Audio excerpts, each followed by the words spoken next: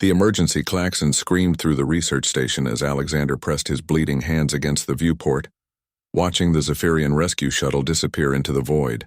Inside that shuttle was Emma, barely alive but breathing, and that was enough. "You should not have done this," came the melodic voice behind him. Alexander turned to see Veltara, the Zephyrian matriarch, her crystalline features shifting between what humans might interpret as sorrow and something else entirely. Her daughter Cassara had been Emma's research partner, and now both young females were racing toward the medical bay of the Zephyrian mothership. Alexander's legs gave out and he slumped against the viewport. The makeshift tourniquet around his arm was already soaked through. She's just 19.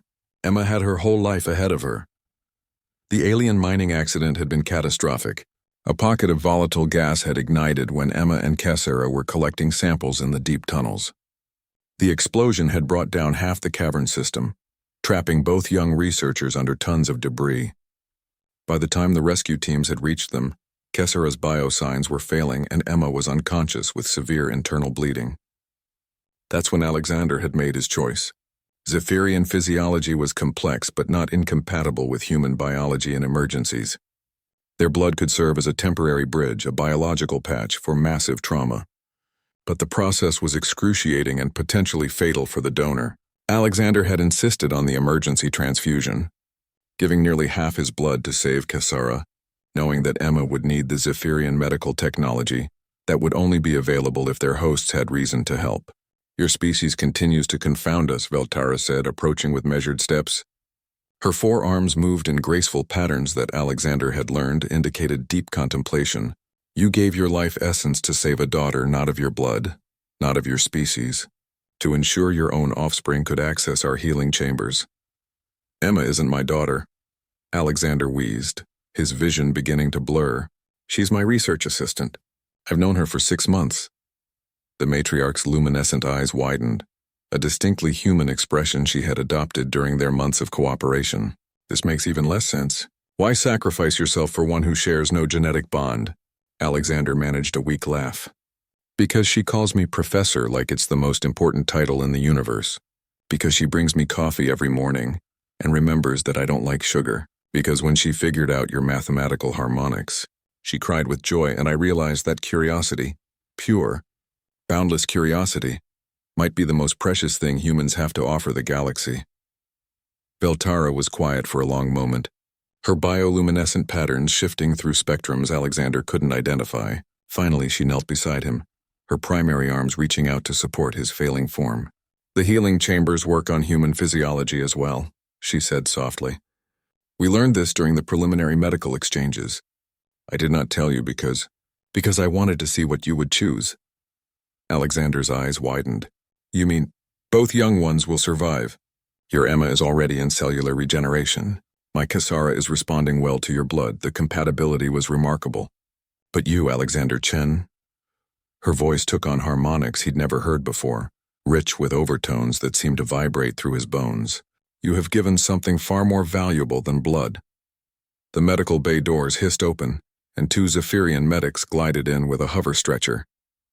As they lifted Alexander, Veltara continued speaking, her words following him into the corridor. "You have given us proof that humanity's greatest strength is not your technology, not your weapons, not even your adaptability. It is your capacity to love beyond reason, to sacrifice beyond logic, to care for individuals who should mean nothing to you by any biological imperative." The healing chamber was a marvel of crystalline architecture and bioengineered technology. As the medical team prepared him for treatment, Alexander caught glimpses of another chamber nearby. Emma lay suspended in a field of soft blue light, her vital signs strong and steady on alien monitors. Her red hair floated around her face like a nebula, and even unconscious she wore the slight smile she always had when working on a particularly fascinating problem. "The Council has made a decision," Veltara announced as the chamber began its work. "Humanity will be offered full partnership in the Galactic Collective, not as a probationary species, not as junior members, but as equals." Alexander felt the healing energies beginning to work, his strength slowly returning. "Because I helped Cassara? Because when faced with an impossible choice, you found an impossible solution. Because you looked at a daughter of another world and saw simply a daughter. Veltara's patterns shifted to what Alexander had learned indicated deep respect. This is the quality the galaxy needs, not just the ability to solve problems, but the wisdom to understand that every problem worth solving has a person at its center. As consciousness faded and the healing process took hold, Alexander heard Emma's voice, weak but determined, from the neighboring chamber. "Professor? Professor, is that you? Did we save her? Did we save Cassera?" Even through the biomechanical interfaces, Alexander managed to smile. There it was again. That precious curiosity, that immediate concern for others, that pure human instinct to reach out across any divide and ask, "Are you okay?" "Yes, Emma," he whispered as the healing systems carried him toward recovery. "We saved her. We saved them all." The last thing he saw before sleep took him was Veltara's complex expression, a mixture of alien gratitude and very human understanding. She had found in humanity something her own ancient civilization had perhaps forgotten, that the universe was vast and dangerous, but it became smaller and safer every time someone chose to bleed for a stranger. In the end, that's what made humans special. Not that they reached for the stars, but that they carried love with them when they did.